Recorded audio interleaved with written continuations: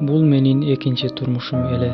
Биринчи турмушумдан 7 жаштагы кызым да 3 жашынан чогуу өсүп, талантты экинчи жолдошум ата деп чоңойду. Талант экөөбүздүн ортобузда дагы 3 жаштагы кызыбыз бар. Турмуш курганыбызга 5 жылдай убак түптүк. Жакшы жаман күндөрдү өткөрдүк. Талант өзү көбүрөөк иччү. Мен анын аракты таштаса эле болду. Биз бактылуу жашайбыз деп күрөшүп келгенмин. Үйдүн көп түшүгү менин мойнумда. Иштеген ишим жакшы болгондуктан акчаны жеткирип турар элем. Талант да тапканда алып келип берчү. Ошого шүгүр кылар элек. Себеби кыздарым ата келип чуркаса, өзүмү бактылуу сезем. Эгер дагы торосоң, мен аракты таштаймын дегенинен үзүлбөгөн үмүт мен дагы боюма болду. Бирок ичкенин токтото албаган. Мени машина алганыбыздан бери азыраак ичкенине шүгүр кылар элем.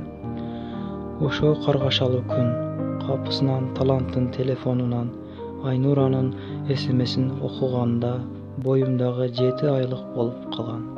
Көрсө Айнуранын дагы боюнда бар экен. Талант алдыр десе акча жоктугунан анан 1 айласын табарбыз деп СМС жазышыптыр. Бири менен Айнураны тааныйт элем. 4 айча мурда үйгө квартирант кылып албайлыбы деп ээрчитип келген эле. Жумуштан келсем, бир досу аялы менен Айнура Талант төртөөсү арак ичип олтурушуптур.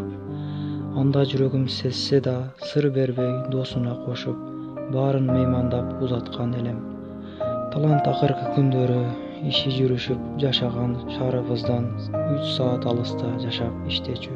Ошол СМСти окуган күнү уруша кеткенбиз. Анан Талант жумушуна кеттим деген болчу.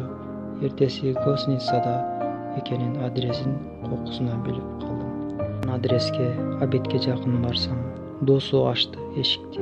Кирсем, диванда Айнура Талант отурат. Дүйнөм антарылып кеткендей болду.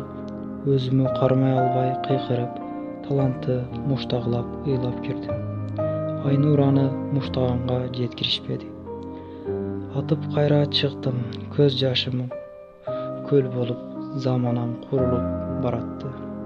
Жашоомун нааразы болуп, балдарымдын убалына айрыкча, боюмдагынын убалына соо койбостур деп үйгө келип, Кудайга үнүм жеткиче ыйладым.